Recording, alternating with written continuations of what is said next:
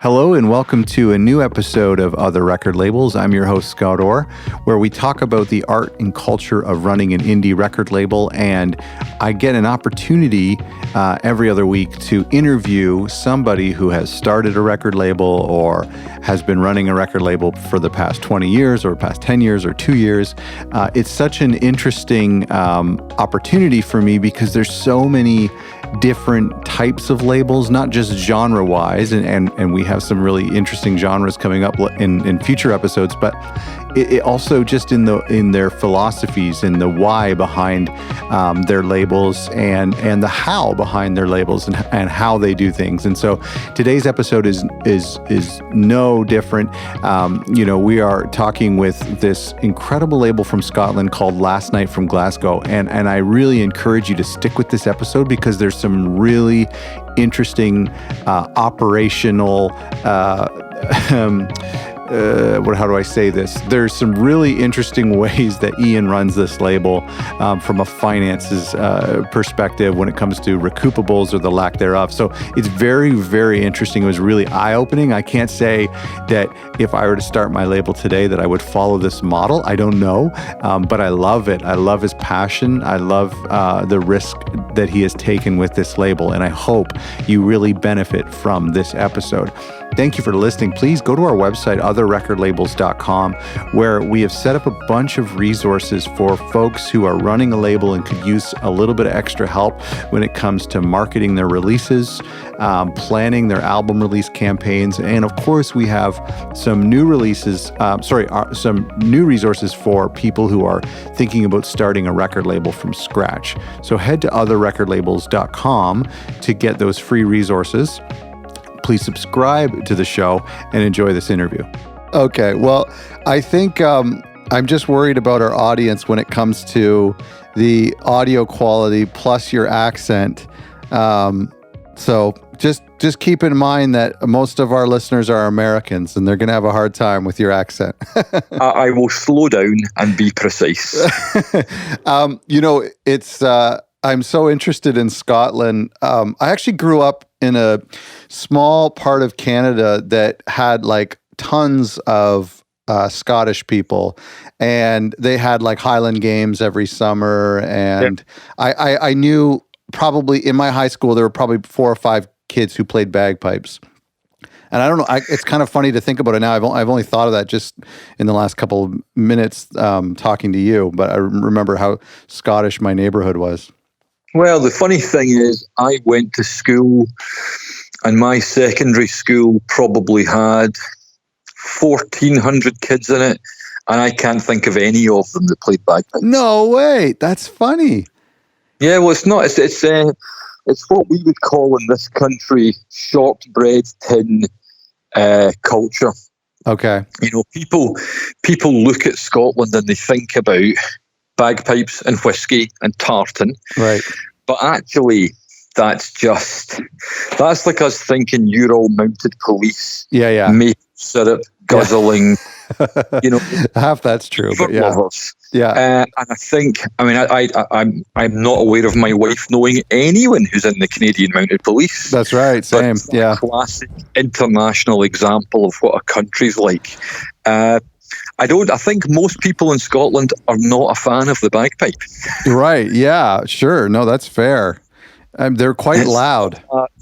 It's not a wonderful instrument to listen to. That's strange though. I mean, and I guess it was, I don't know what it was about the culture of this area. It was called Glengarry. And it was, I just wonder why, like we're talking about, like 14-year-old boys who would play soccer and play the bagpipes. It's strange that here in Canada we would, lift up this culture that doesn't even necessarily exist anymore back in Scotland. It's no different to going to Chicago and them dyeing the river green and pretending they're Irish one day a year, right, when the people in Dublin couldn't give a toss about it. Right. I think when you export culture, you cling on to the bits you can take with you. Yes. What definitely happens is people go abroad from Scotland and they talk about all the things that you can't get from Scotland. But actually, when you're here, no one really cares about it. Yeah. No, I get that. Yeah, no, it's very interesting. It's funny. So your wife's from Vancouver. What's interesting about that is, I think, like, as the crow flies, Toronto is probably closer to Scotland than it is to It is. Vancouver. Yeah, I met my wife in Toronto. I didn't bump into her in Toronto.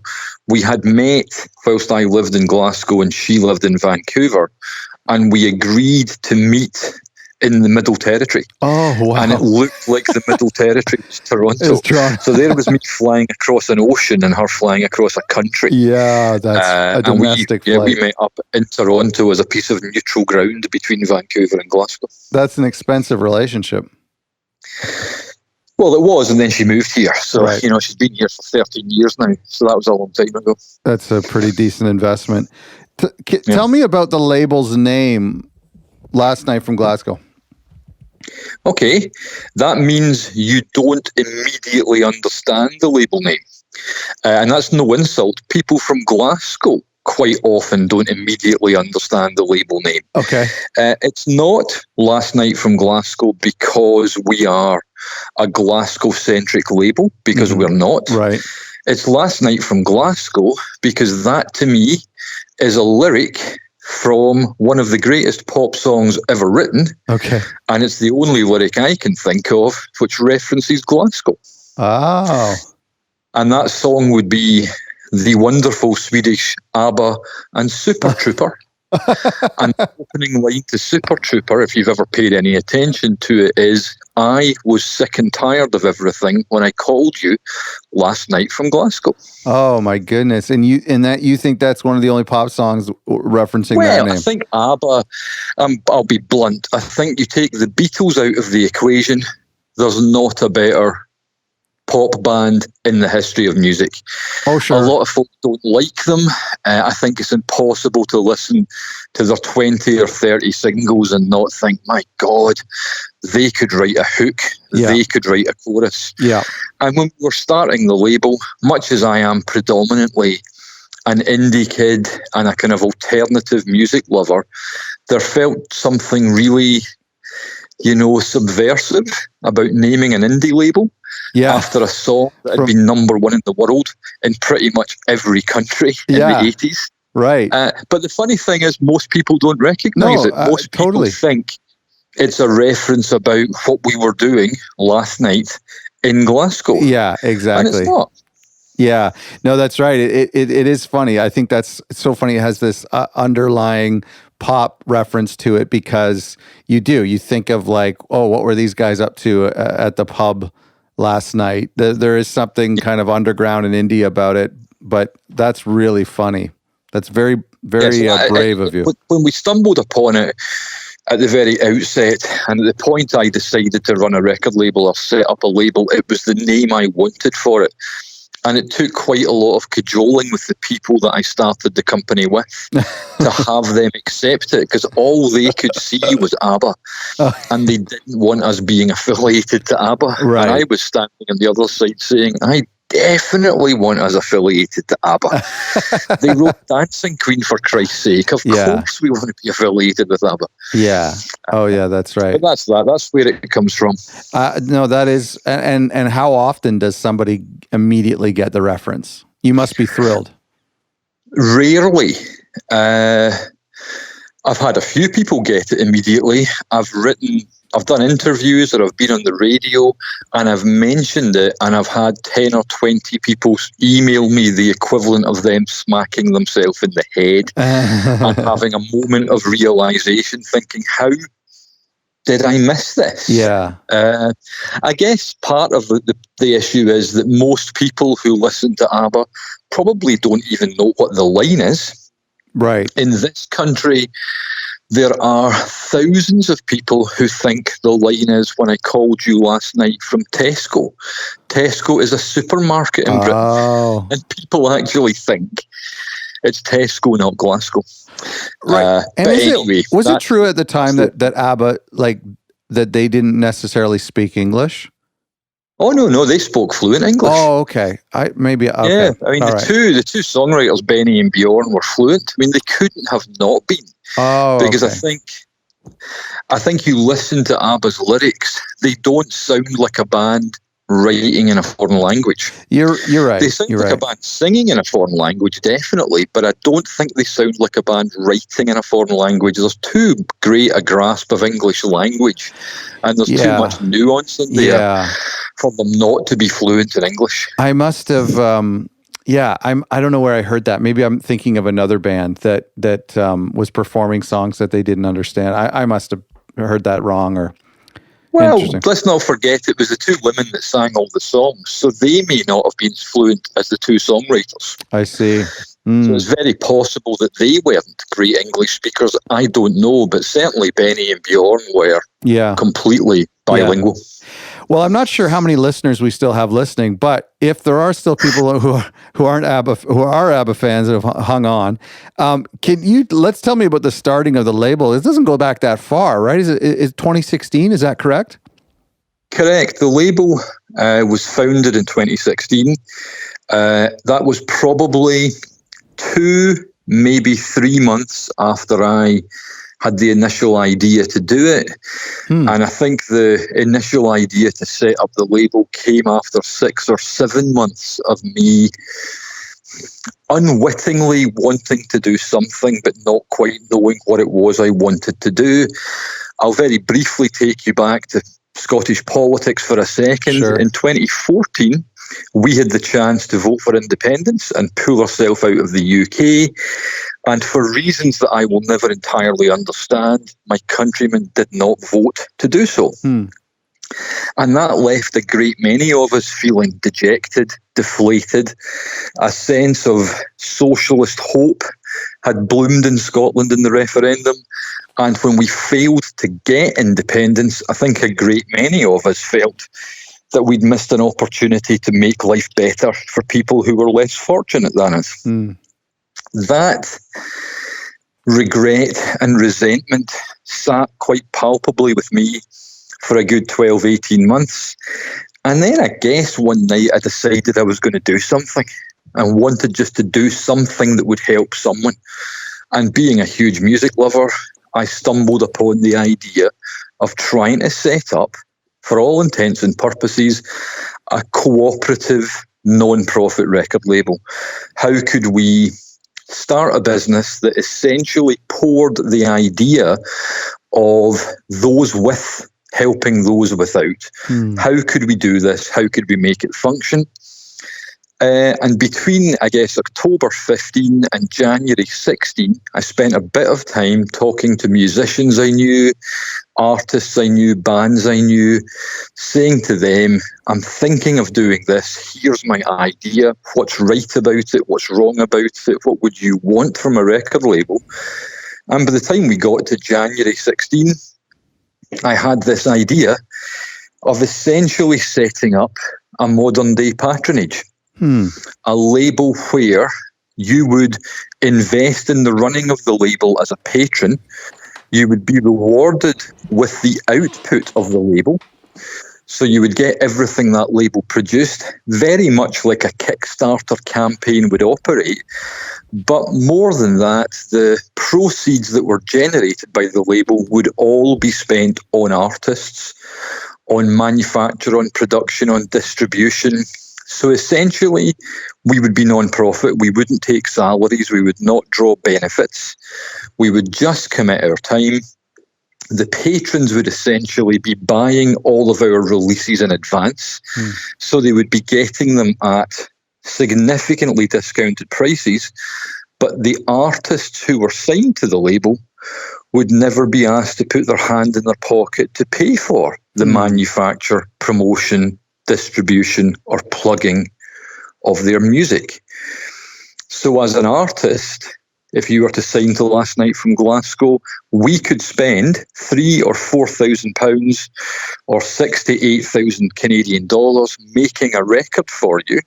If that record only sells one copy, you would still be paid for that one copy you sold, even though to the business it had cost us 6 to 8 grand. And that was the idea. And we started very small scale in 2016, hoping to release 2 7-inch singles and 2 LPs over the course of a year in return for patrons giving us basically 100 Canadian dollars. Wow. We now take the equivalent of 100 Canadian dollars off 500 people. Oh my and goodness. Give them 7 to 8 records a year. Wow. So we've gone from being 50 patrons to 500 patrons. We've gone from making 2 or 3 records a year. Next year we'll manufacture 14 LPs. Now, not all of those will be manufactured by Last Night from Glasgow. We've got some offspring labels now that do different things that we can talk about later. Yes. But we're going to, next year, have 14 different records in manufacture, which equates to 1 every 3 weeks. That's a frankly ridiculous level of output for an independent record label. Yes. And that is like approximately $100 a year for the fan? Yeah.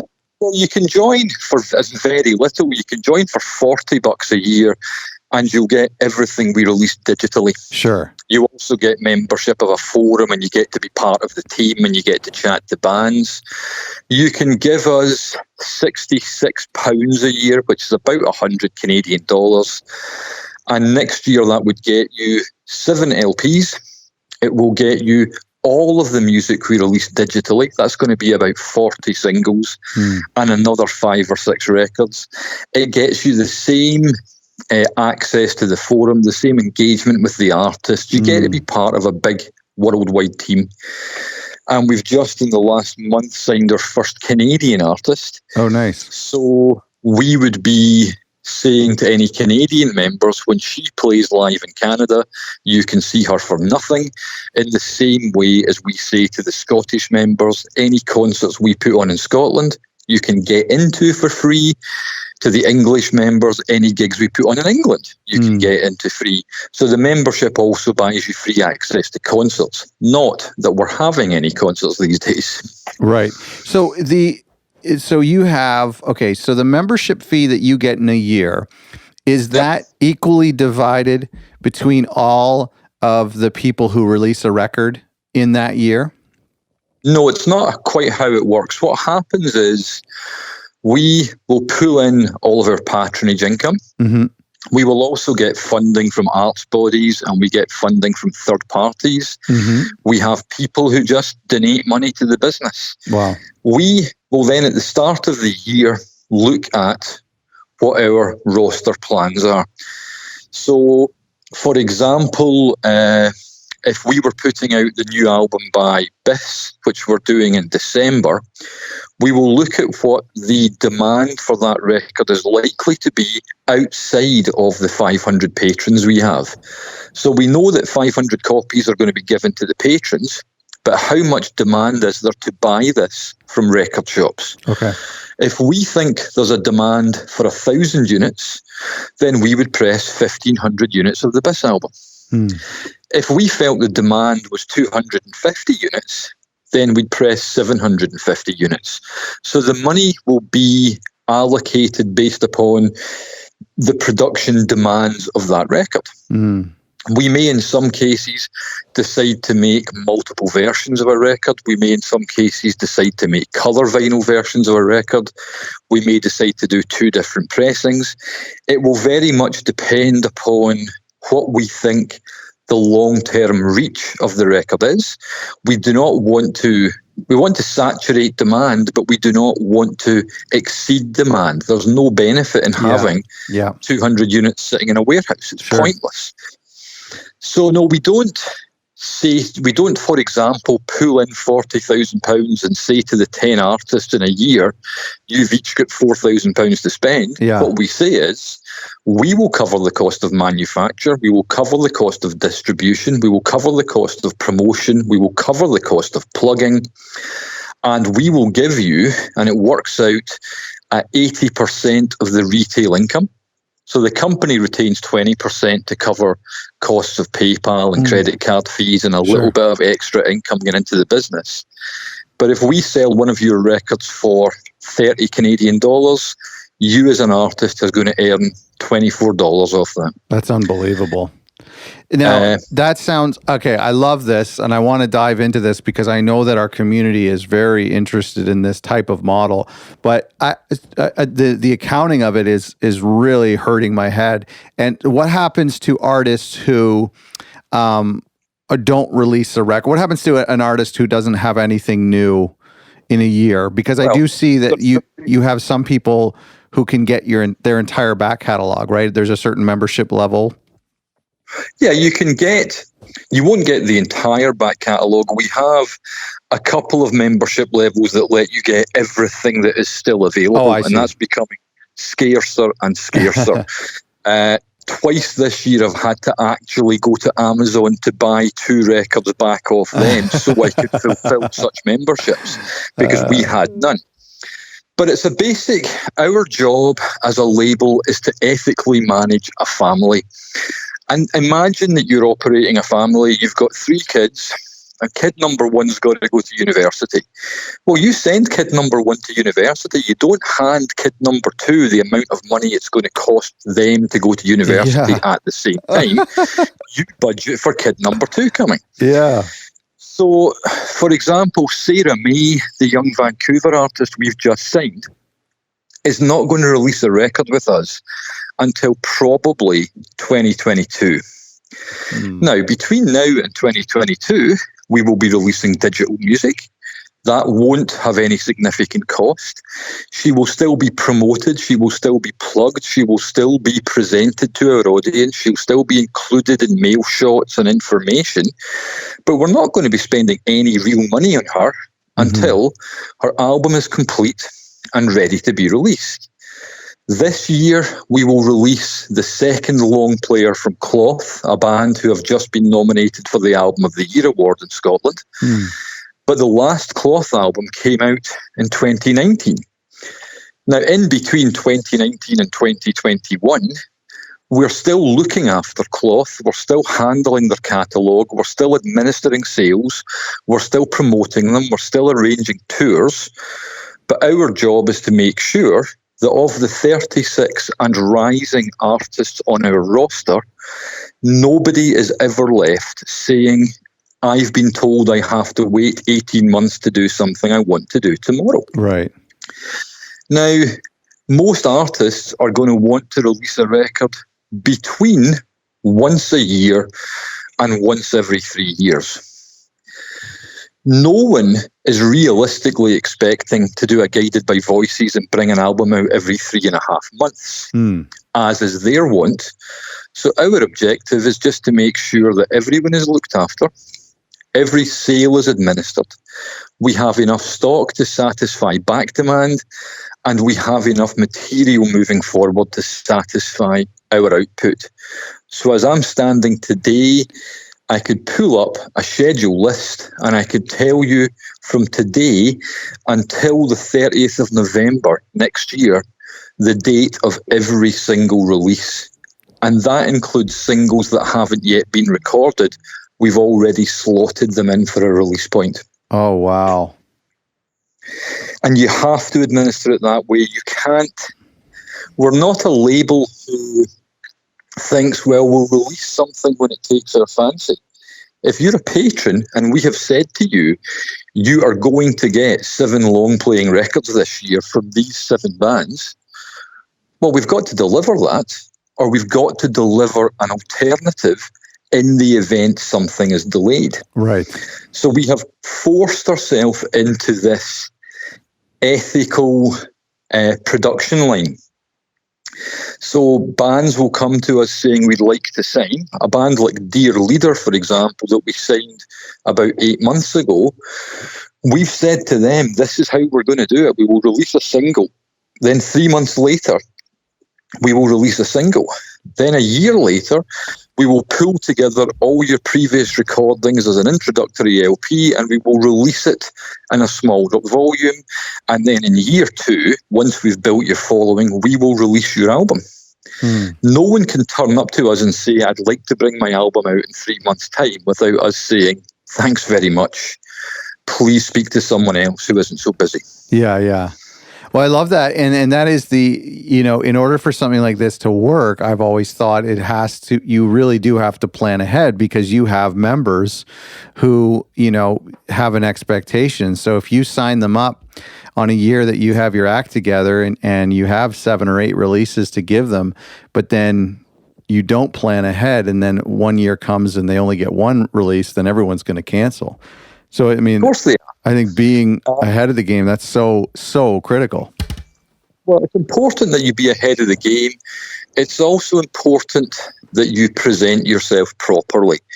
Now, yes, I'm not suggesting that what we're saying to patrons or potential patrons is, give us 66 UK pound sterling and we will give you 7 long players.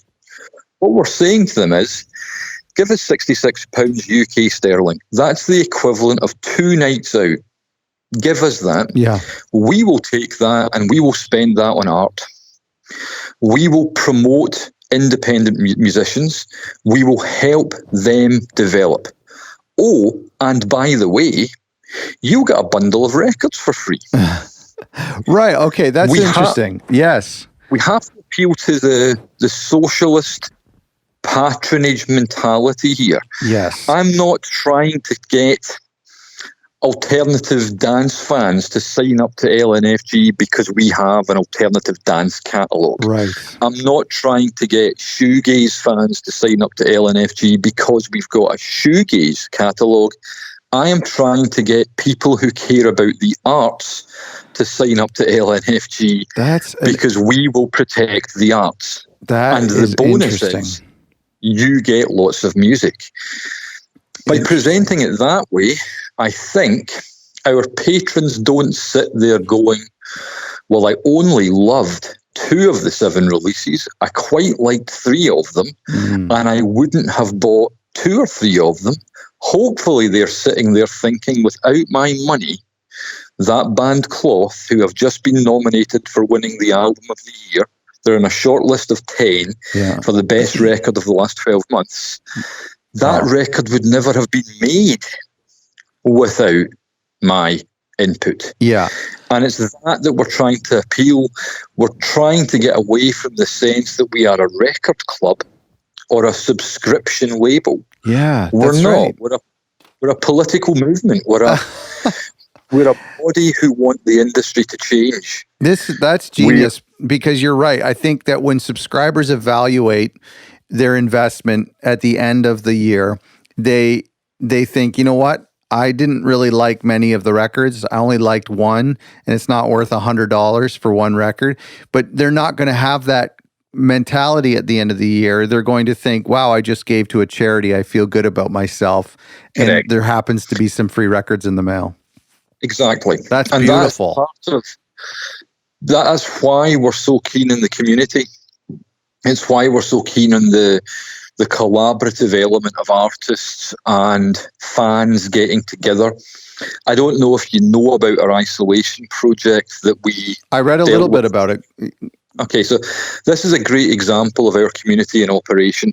2 or 3 days before we were told we couldn't leave our houses in Scotland, we had vision that this was going to happen. The press were saying it was going to happen. And we could see that venues and record shops in Glasgow were going to struggle to stay afloat. Right. So at 2:30 and in the afternoon, one Tuesday, we had a conversation within our team on a Facebook Messenger conversation. And between 4 of us, in half an hour, came up with the idea of recording a compilation album of all of our artists, recording a cover version by one of our other artists. Uh-huh. The songs had to be recorded at home during lockdown. Yeah. They would have to be mixed by a mixing engineer at home. They would have to be mastered by a mastering engineer at home. And we would pay to release this record, and every single penny that was generated by it, we would donate to venues or record shops that were struggling. Wow. We mentioned this at 5 o'clock the same day. By 6 o'clock the same day, we'd raised £1,000. Wow. This was an extra thing on top of the normal Yeah, the members couldn't get it for free, and they knew they couldn't get it for free, but they were being invited to buy it. Yeah. Now, in conjunction with this, we have a very famous Scottish photographer, a guy called Brian Sweeney, who has volunteered as our photographer from the get-go. Oh. Brian was out of work because he's in lockdown. He's a self-employed photographer. Brian was being told by the Scottish government he was still allowed to work if he could work safely, but no one was employing him to work. So we commissioned Brian to drive around Scotland, maintaining a social distance and taking pictures of our members in isolation. Oh, wow. So over the course of 3 months, Brian drove from the borders in Scotland to the north of Scotland and took photographs of families who were stuck at home. What that meant for them was they got to have a conversation across the garden wall with someone they'd never met. Yeah. Brian got to work and be paid. Wow. But the community then got to sit and share their photographs with everyone. So suddenly, people in Aberdeen were telling people in the borders what they thought of the photograph Brian had taken. And it created a really tremendous sense of community between the artist, the photographer, and the community. We're now repressing the isolation sessions because every single one we made has sold. Wow. And giving those away to record shops to sell and to venues to sell so they can keep all the money. But included in that isolations project are some of the portraits. So the patrons feel very much like they're part of it. We had one of our patrons, a chap called Simon Stewart, write the liner notes for it. And now Simon gets stopped in the street by people telling them how much they love his record label.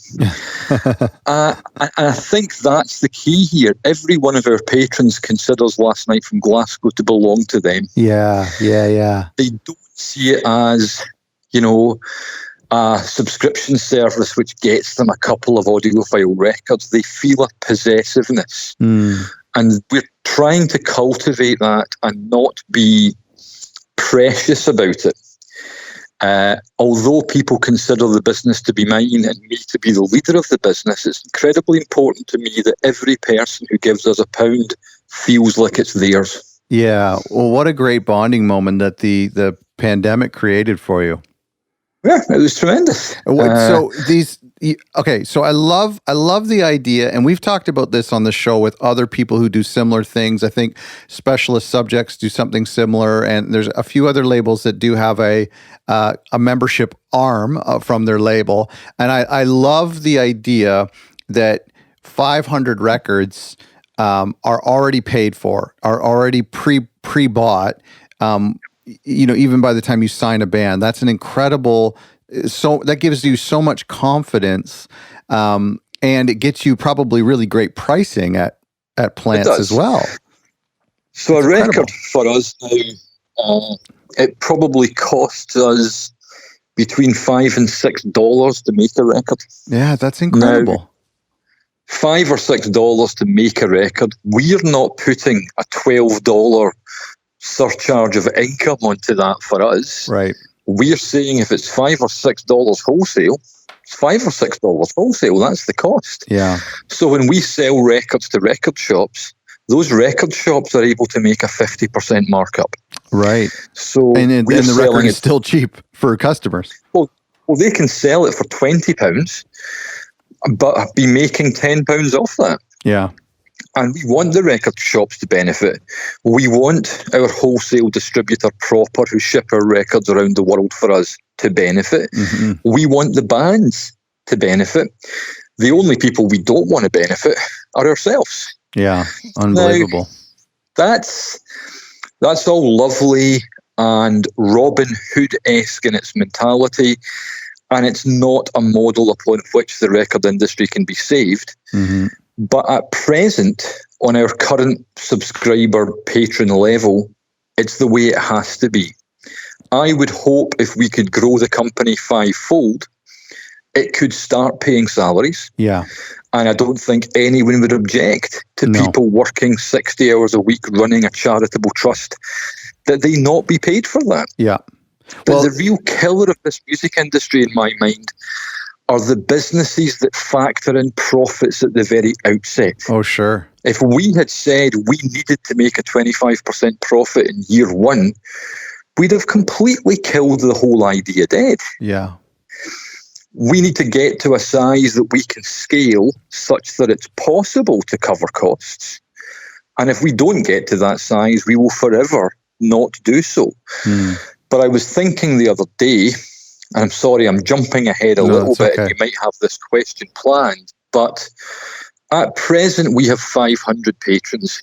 If we were to get to 5,000 patrons, we would, by my reckoning, be able to pay every band that's signed to LNFG £5,000 as a total gift payment.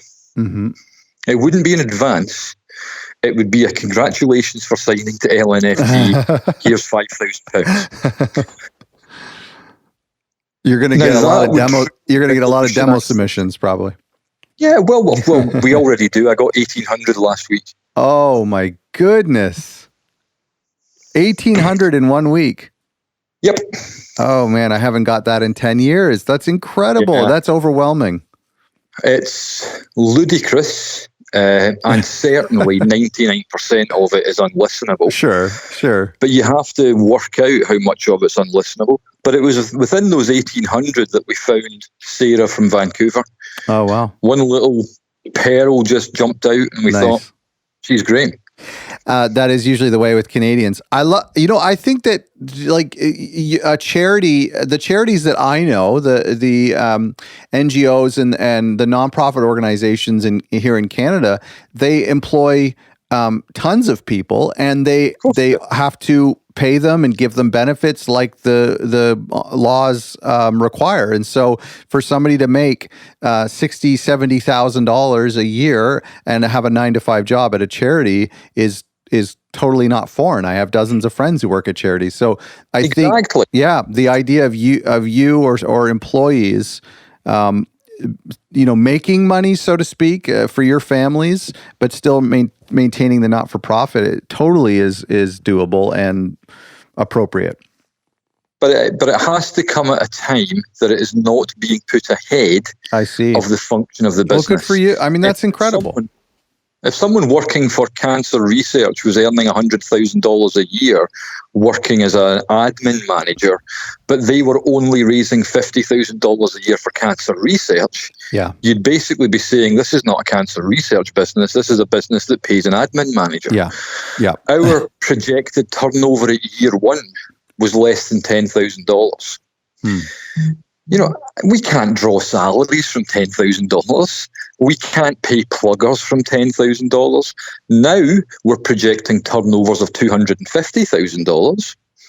So now it's not unreasonable to start paying for press and plugging and video work and hiring better studios and making the process better. But what you have to do at the outset is prove you can make it work, and you have to prioritize the art. Mm-hmm. This is the record industry. It's not the Daniel Ek subsidy fund, even though that's what it appears to be. It shouldn't be about universal shareholders. It shouldn't be about making sure Beyonce Knowles can get a bigger yacht. It should be about making sure that artists with something to say get a leg up and an opportunity to do what they care about without being lumbered with debt and without being abandoned at the first sign of, or the first absence of failure. First absence of success, apologies. Yeah. And the other thing about this, I think a lot of people forget, and I think when you put money into the music economy, people seem to forget that even if the artist is breaking even or having their manufacturing and promotion paid for, which is huge, there's still a lot of money that's going into, like you gave the example of the photographer. There's mix engineers who their full-time job is mix engineering and mastering. There's a lot of these music industry jobs that are often forgot of because they're not the traditional artist on a stage, but their livelihoods matter as well. And so I think it's incredible that a model like this helps those people as well. Well, of course it has to. So we We, at the start of last year, gave a chunk of cash to a local recording studio and said to them, we would like to be buying studio time from you, but we'll give you all the money now so you know that studio time is booked. And over the course of the year, we will book bands in so they can record with you. But what they get is they get a guarantee of income. Yeah. So their Incredible. sound engineer knows he's getting paid. Our bands can then go into the studio and get free recording. And from our perspective at the bottom end of the spectrum, and we certainly operate at the bottom to mid-end of the spectrum, we have no illusions regarding that just now. It's much better to give a young artist a week's studio time than give them $2,000 to cover a week's studio time, because they don't necessarily know the best way to manage or administer that. Sure, yes, so agreed. We're very much about delivering. We give all of our artists free access to photography. We can give them free access to videography. We give them free promotion, free plugging, free manufacture. They can't come to us and say, we've decided not to release our next LP on record.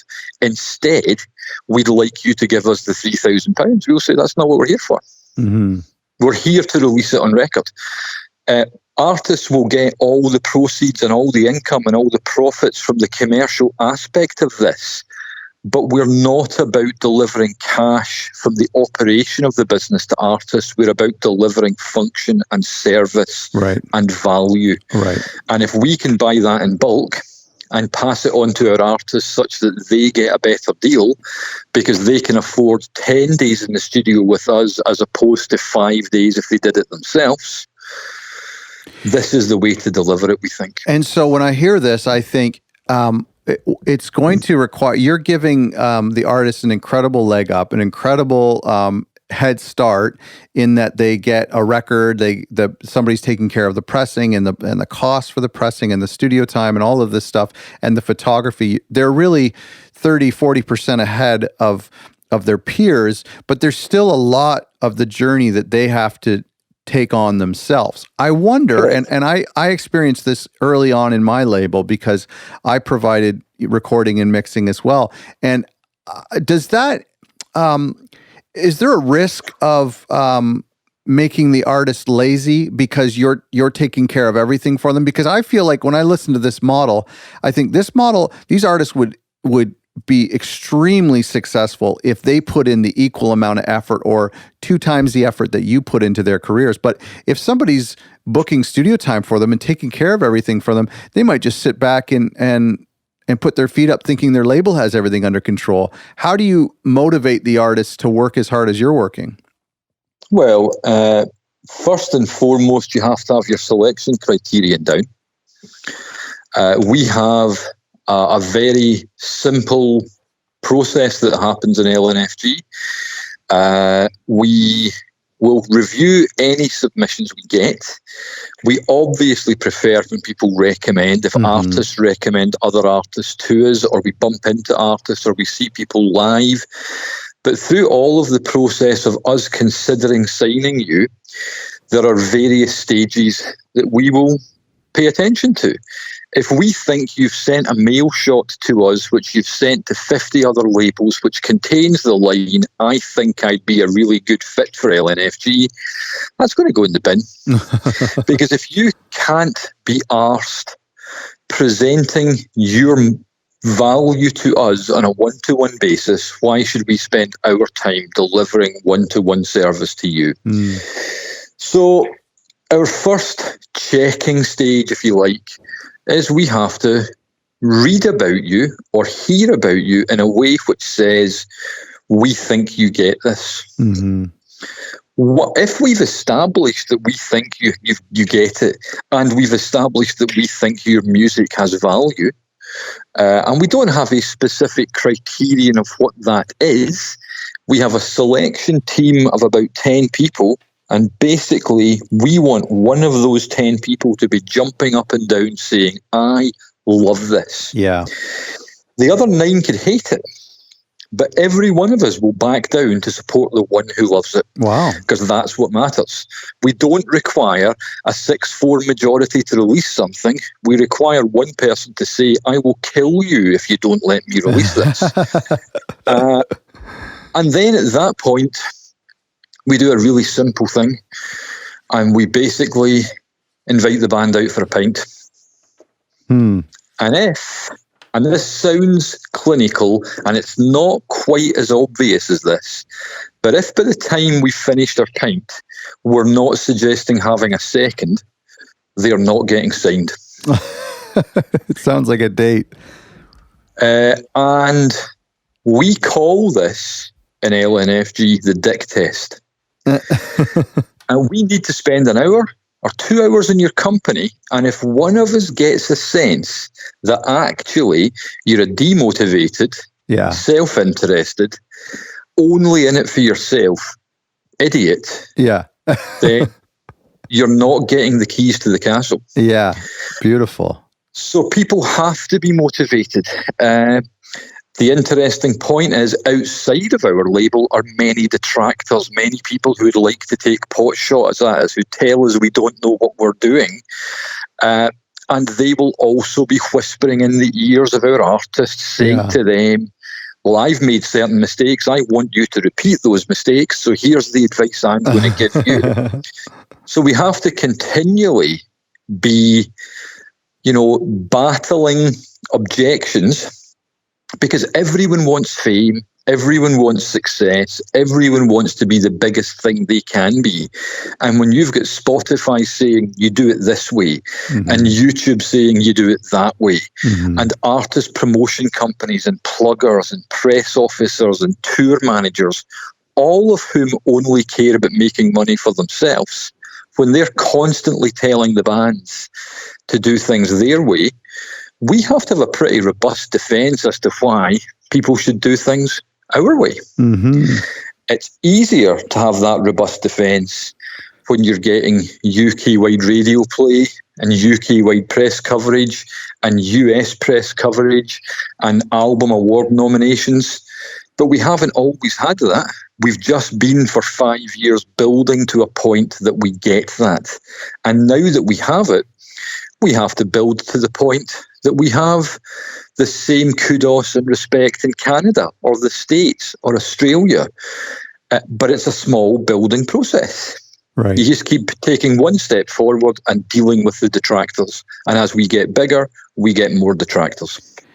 Incredible. I mean, this is incredible. I feel like we're going to need to do another episode with you, because this is really pretty groundbreaking. I haven't really heard of a model this way, or more so, I haven't really heard of a mindset this way. I mean, it's really, really incredible. What advice do you have for labels who are toying with this idea of a membership or subscription? I didn't know you were so explicit with this this charitable model and this charitable mindset.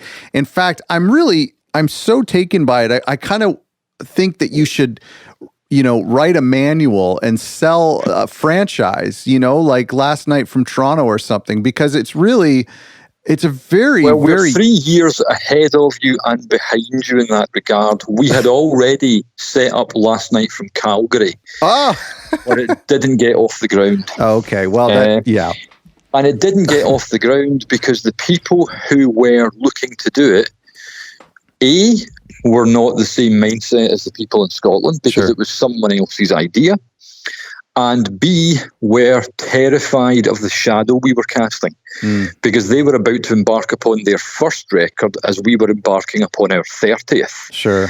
And rather than them thinking, we've just got to do one record, they were thinking, Jesus, we've got to do 30 records. Yeah, right. And what that highlighted to me is you're going to be very lucky if you meet one or two people with the same work ethic as you. Yeah. And if we do that, then great. But it'll be much easier to employ people who have a passion for the business.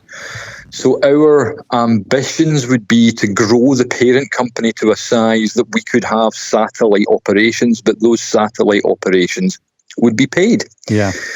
The people who work for Gap are loyal to Gap so long as Gap is paying them a salary and they're True. getting good benefits. Yeah. Well, that's all we need to do. So the idea of a manual and a franchise, we did think about it, but we really believe that for this company to grow, then the 5 people who are the directors of the business and the 15 other people who are volunteers in the business, we need to be the 20 people driving the bus. Yeah. And over time, hopefully international bodies will become involved and become part of that core 20. But if I tomorrow published a mandate on how to release Last Night from Toronto, 99 times out of 100, the person setting it up would get it wrong. Yeah, because they're not made of the same stuff. I get it. So what advice do you have then? Because there's a lot of labels that I know and people who are wanting to start a label and they're wanting to do it different because it's following the exact same model of the labels that they admire or the labels of the past may not work. It likely won't work. So a lot of people want to be innovative and this might interest them. Well, they've got to decide what it is they want to do. Granted, I've been running a record company for 5 years. I've been running a business for 30 years. Okay. So the knowledge that I have in business and the ethics and values that I've built up over my career are what have stood me in good stead in LNFG. LNFG was set up to be a non-profit. It was set up to put the artists first.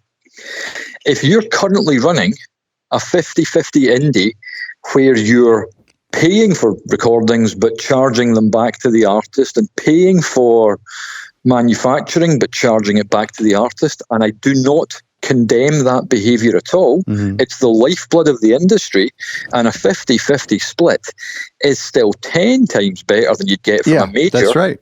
But if you are doing this, you've got to ask yourself, how am I going to sell this to someone to make them want to buy into this when the person buying into it is basically giving me half the money? Because you can't appeal to the charitable element if you're not being charitable. Yeah, right. So you have to work out what it is you're trying to do. And I think what we need as an industry is we need, from all aspects of the independent industry, we need people to start having sensible, balanced, collective views. We need to stop, doffing our cap to Spotify and Apple Music and Google Play. Yes, we recognise our artists need to have their music in those platforms just on the off chance it might break. Yeah. But can we not, every single time we post a link to Spotify, just universally be saying, if you love music, buy the record. If you hate music, listen to it on Spotify. Why are we afraid to turn around and say, this isn't a worthwhile model of streaming for independent artists? Why, as an industry, do we allow concert promoters to rip off support bands? Why, as an industry, and here I'm going to be very controversial, do we stand back and applaud Bandcamp for taking 10 to 20% of an artist's revenue for giving them a shop front? We're in a situation just now that the world is saying, hey, let's wave a flag for Bandcamp and let's attack Spotify. Bandcamp is a shop front. Right. It's not an ethical producer of music. It's a shop. Sure. And it's a shop that's taking 20% of your money just so you can sell your goods. Any craft manufacturer in this world knows that you can get an Etsy shop, a Shopify shop, a big cartel shop that will take less than 1% of your income. Right. Sure. How have we got to a place where we are supporting flawed models rather than trying as a body to develop ethical ones?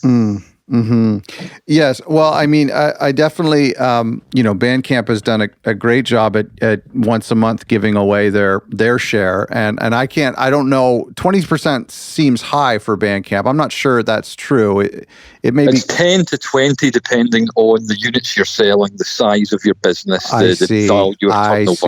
I see. So that's why I was saying 10 to 20. Yeah. And I'm not looking to single them out and say, hey, 10 to 20 is better than you'll get from Universal's record store, Yes. or you'll get it from HMV. But should we not be lobbying a company who are essentially doing nothing but providing a digital front for our shop, for our music, and say, hey, isn't it about time you did a little more for the independent artists? Sure. Could we as a body collectively not be lobbying streaming sites? Can we not be lobbying Live Nation? I think the thing that is killing the music industry across all sectors is the one company thinking, well, I've potentially got a big star in my hands. I don't want to fall out with Live Nation. I don't want to fall out with Spotify. I don't want to put pressure on Bandcamp. I'm just going to keep quiet and hope that I break. Yeah. Meanwhile, everyone else who's struggling is weakened by that one person not standing united with them. We believe in LNFG, there is power in a union, and we show that by having standards and values that run across the label. If you're an artist on LNFG, you must uphold the same standards as the label. You can't be operating in a way that devalues your fellow artists. You can't be striking deals with concert promoters that undermines the deals they're trying to strike. And I think as an industry, we should be trying to do that. We should be finding like-minded labels and finding universal agreements and finding a way of putting aside our own personal ambition in favour of collective enhancement. Well, you're right, and the reason the numbers are the way they are at streaming is because of the collective agreement, that Universal and Sony and Warner have all fought for, and they represent 80 to 90% of the plays, but we're lumped in with that as indies. That's definitely a problem. Of course we are. And they're happy doing that, because if you're getting 90% of the play, you don't care what artist is getting the play. Yeah. Because you're the rights holder of that music, and you're, grabbing all the income. Yeah. I saw something the other week, which was Pete Frampton complaining that his 350 million streams of Baby I Love Your Way had made him £1,700, and this was a damning indictment of Spotify. I felt like saying, no, Pete, it's a damning indictment of the record deal you signed. Yeah, that's right. Because your record company's probably made £100,000 off this. Yeah, that's right. And this is there's so much misinformation flying about, and so many people don't really understand the dynamics of what's happening. And I guess my advice to any label that's looking to make a change is make sure the change you're claiming to make, you actually are. Withstand scrutiny, allow yourself to be, opened up and examined. You can't say you're going to be an ethical practitioner without being an ethical practitioner. You can't say you're not for profit without being not for profit. I think, go ahead. Oh, no, I was just going to say, I think there's ways to collaborate, there's ways to operate. We've recently released a record in collaboration with Shelf Life in Oregon, and we look to do more collaborations with other record labels around the world. Now, Shelf Life are not a non-profit indie. Okay. We are a non-profit indie. But the band that we were working on was happy having two labels engaged. They were happy with both deals they struck. We weren't sitting sneering at the non-profit for their profit model, and they weren't unhappy partnering with a label with a different structure. I think you hit the nail on the head when you said that a lot of us will just kind of give in and comply because we don't want to be the sacrifice. We don't want to sacrifice our record. So if I have my own record coming out next year, I've worked a lot on that. I have hopes and dreams for it. I don't want to sacrifice it for the greater good, So I think you've hit the nail on the head where it's, I agree with what you're saying. And I think a lot of our listeners agree with what you're saying. And it would be great if there was a platform just for us. It'd be great if we could band together and use our strength together. But boy, it just is so hard to say, okay, I'm going to use this record to make a stand and possibly nobody's going to hear it. Yeah, Yeah, but tough. that's the difference that we have, and I recognise that I'm fortunate in having this position. When we started Last Night from Glasgow in February 2016, and we had no artists and no records and no money, and we said we are not going to deal with non-ethical promoters. We are not going to promote Spotify. We are not going to deal with radio paid pluggers. We are not going to pay for press. Nobody gave it to us. The first artist who signs for us knowing the things we're not going to do, and he's delighted to have someone looking after him. Yeah. He's not got a trail of record labels looking to sign him. He's not sitting with 5 offers thinking, well, I like LNFG, but their ethics are a bit restrictive. Yeah. I'd much rather go with Moneybags XYZ. That artist signs to us knowing what they're getting into. Sure. We're not asking him to change what he believes in. Artist number 2 comes along and is told what we believe in. If artist number 2 agrees with that and signs up for it and maintains it, then they too are already part of the beast. Interestingly, artist number 2 left the label a year later because they were thinking, this is limiting my potential. They were wrong, and history will have proven them wrong. But at the point it happened, they were thinking, I can do better if I deal with all these people that LNFG don't want to deal with. Right. You cut to a point now that BIS are on our label. And when you sign BIS and you say to them, here are all the things we don't want to do, BIS are saying, damned right, you don't want to do them. We did them first time around and it didn't do us a damned bit of good. Yeah, yes. Close Lobster signed to the band having been on fire in the 80s, and they say, yeah, damned right, you're right. You shouldn't do those things. We did those things. It's wrong.